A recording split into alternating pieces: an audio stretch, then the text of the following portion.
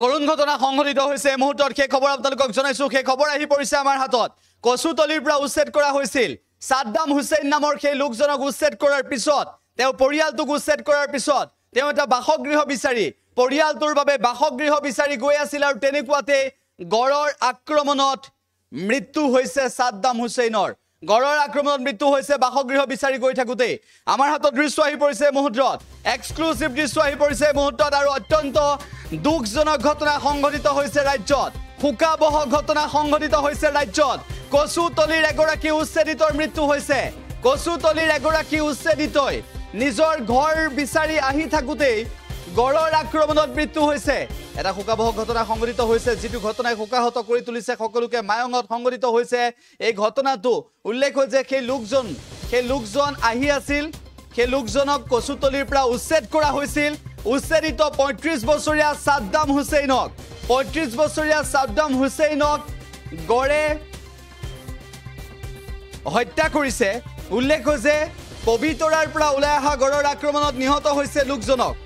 আমি এই মুহূৰ্তত আপোনালোকক জনাইছো যে পবিতৰৰ পৰা ওলাই আহিছিল গড়টো আৰু সেই গড়টোৱে আক্ৰমণ কৰে সাদ্দাম হুছেইনক নিজৰ ঘৰ এটা নথকাৰ বাবে ঘৰ বিচাৰি আহিছিল আৰু সেই ঘৰ বিচাৰি গছবাৰী চৰলৈ গৈছিল মায়ঙৰ গছবাৰী চৰলৈ গৈছিল এটা হুকাবহ ঘটনা সংঘটিত হৈছে আজিৰ দিনটোত আমি ডাঙৰ খবৰ আপোনালোকক এই মুহূৰ্তত জনাইছো অত্যন্ত কৰুণ ঘটনা সংঘটিত হৈছে ৰাজ্যত উল্লেখ যে যেটো দিনত ৰাজ্য চৰকাৰৰ নিযুক্তি পৰীক্ষা অনুষ্ঠিত হৈছিল সেই দিনটোতে এই মুহূৰ্তত ডাঙৰ খবৰ আহি পৰিছে আটাইতকৈ দুখজনক খবৰ আহি পৰিছে এই মুহূৰ্তত আটাইতকৈ হুকাবহ খবৰ আহি পৰিছে অত্যন্ত কৰুণ ঘটনা সংঘটিত হৈছে কেনেদৰে কান্দুনত ভাগি পৰিছে পৰিয়ালৰ লোকসকল সেই দৃশ্যও আমাৰ হাতত আছে কান্দুনত সকলো ভাগি পৰিছে পৰিয়ালৰ লোকসকল কেনেদৰে উচুপি উঠিছে সকলো উচুপি উঠিছে পৰিয়ালৰ লোকসকল সাদ্দাম হুছেইনৰ মৃত্যু হৈছে গছবাৰী চৰলৈ আহি আছিল সেই সময়তে এই ঘটনা সংঘটিত হৈছে পৰিয়ালৰ লোক উচুপি উঠিছে উল্লেখ হৈছে সাদ্দাম হুছেইনক হেৰুৱাই উচুপি উঠিছে সকলো ৩৫ বছৰীয়া সাদ্দাম হুছেইনৰ মৃত্যু হৈছে কচুতলিৰ উচ্ছেদিত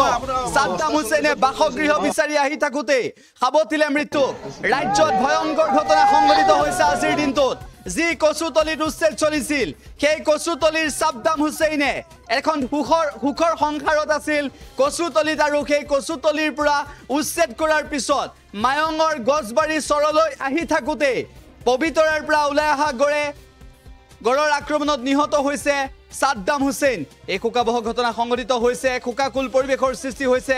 হুকত ভাগি পৰিছে সকলো এই খবৰ আমি আপোনালোকক এই মুহূৰ্তত জনাইছো যে কচুতলিৰ উচ্ছেদিত সাদ্দাম হুছেইনে বাসগৃহ বিচাৰি আহি থাকোতে সাৱতিলে মৃত্যুক এটা হুকাবহ ঘটনা সংঘটিত হৈছে ৰাজ্যত এই মুহূৰ্তত সেই খবৰ আমি আপোনালোকক জনাইছো যেটো দিনত আশা কৰিছিল সাদ্দাম হুছেইনে ঘৰখন বিচাৰি দিব আকৌ এখন ঘৰ পাতিব আৰু তাৰ পিছত সেই পৰিয়ালটো থাকিব কিন্তু তাৰ পিছত তেওঁৰ পত্নী কন্যা সকলো আজি হুকত ভাগি পৰিছে কেনেদৰে হুকত ভাগি পৰিছে সকলো পৰিয়াল হুকত ভাগি পৰিছে তেওঁৰ পৰিয়ালৰ সকলো লোক আজি হুকত ভাগি পৰিছে মৰ্মাহত হৈ পৰিছে কিয়নো সাদ্দাম হুছেইন ঘৰখনৰ একমাত্ৰ উপাৰ্জনকাৰী সাদ্দাম হুছেইনে কচুতলিত ঘৰ বনাইছিল কিন্তু তাৰ পিছত উচ্ছেদৰ পৰৱৰ্তী সময়ত তেওঁ আহিছিল সেই স্থানৰ পৰা কিন্তু দুৰ্ভাগ্যজনক বিষয় হৈছে যি সময়ত উচ্ছেদিত স্থানৰ পৰা আহি আছিল মায়ঙৰ গছবাৰী চৰত ঘৰ বিচাৰি আছিল যে অস্থায়ীভাৱে হলেও কিছুদিন থাকিব বিচাৰিছিল সেই স্থানত তেওঁলোকে কেনেদৰে দিন পাৰ কৰিব কেনেদৰে সময় পাৰ কৰিব কেনেদৰে নিশাটো যাপন কৰিব কেনেদৰে বৰষুণৰ পৰা পৰিত্ৰাণ পাব তাৰ বাবে চিন্তা কৰিছিল পৰিয়ালটোৰ বাবে সেই গৰাকী সাদ্দাম হুছেইনৰ মৃত্যু হৈছে সাদ্দাম হুছেইনৰ বয়স ৩৫ বছৰ কচুতলিৰ উচ্ছেদিত সাদ্দাম হুছেইনে বাসগৃহ বিচাৰি আহি থাকোতে মৃত্যু সাৱটিছে এক হুকাবহ ঘটনা ৰাজ্যত সংঘটিত হৈছে আৰু যেটো খবৰ আমি আপোনালোকক এই মুহূৰ্তত জনাইছো এটা অত্যন্ত কৰুণ ঘটনা সংঘটিত হৈছে হুকত ভাগি পৰিছে সকলো লোক কচুতলিৰ উচ্ছেদিত সাদ্দাম হুছেইনৰ মৃত্যু হৈছে কচুতলিৰ উচ্ছেদিত সাদ্দাম হুছেইনে নিজৰ এটা বাসগৃহ বিচাৰি আহি থকা অৱস্থাতে মৃত্যু হৈছে অত্যন্ত কৰুণ ঘটনা সংঘটিত হৈছে ৰাজ্যত কচুতলিৰ উচ্ছেদিত সাদ্দাম হুছেইনৰ মৃত্যু হৈছে বাসগৃহ বিচাৰি আহি আছিল পৰিয়ালটোৰ বাবে নিজৰ পত্নীৰ বাবে এটা বাসগৃহ বিচাৰি আহিছিল পৰিয়ালটোক বৰষুণ নপৰাকৈ ৰাখিবলৈ পৰিয়ালটোক দুবেলা দুমুঠি খুৱাই ৰাখিবলৈ এটা বাসগৃহ বিচাৰি আহিছিল গছবাৰী চৰলৈ দুৰ্ভাগ্যজনক বিষয় সাদ্দাম হুছেইনৰ মৃত্যু হৈছে আজিৰ দিনটোৰ আটাইতকৈ দুখজনক খবৰ আজিৰ দিনটোৰ দেওবাৰৰ দিনটোৰ আটাইতকৈ দুখজনক নিৰাশজনক খবৰ আটাইতকৈ মৰ্মাহত হোৱাৰ দিনটোৰ খবৰ আটাইতকৈ শোকত ভাগি পৰা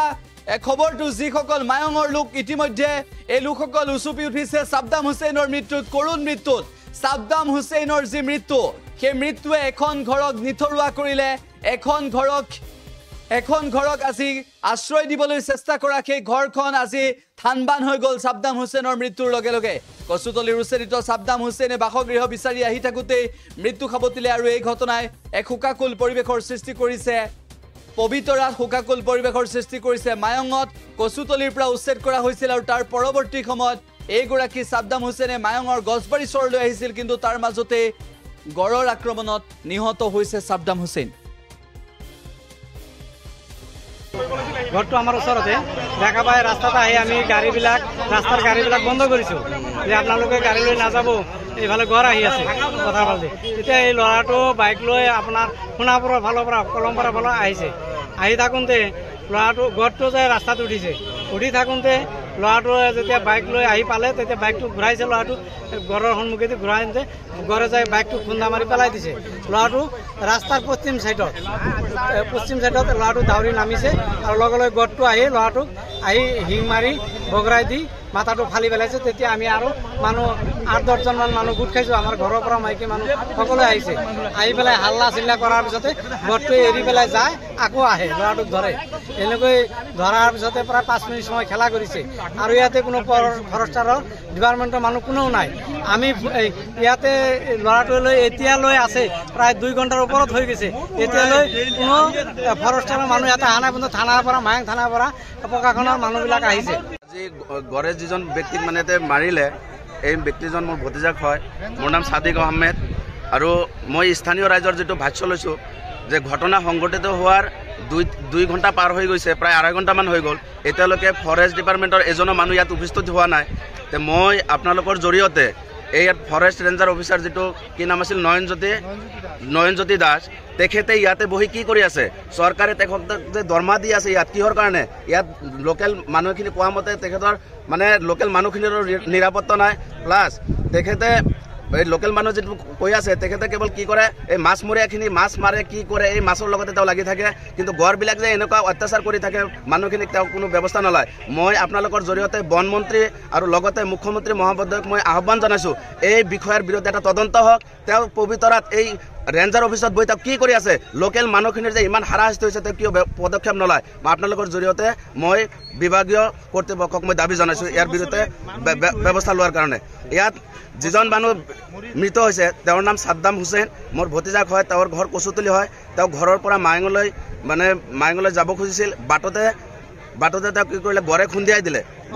দিয়াৰ ফলত অকস্মাতে তেওঁ পৰি গ'ল পৰি যোৱাৰ পিছত তেওঁ ৰাস্তাৰ পশ্চিম ফালে দৌৰি আহিলে তাতেই এই পথৰ ৰাস্তাৰ কাষতে তেওঁক গড়ে আক্ৰমণ কৰিছে আক্ৰমণ কৰি থিতাতে তেওঁ যিকোনো খবৰৰ বাবে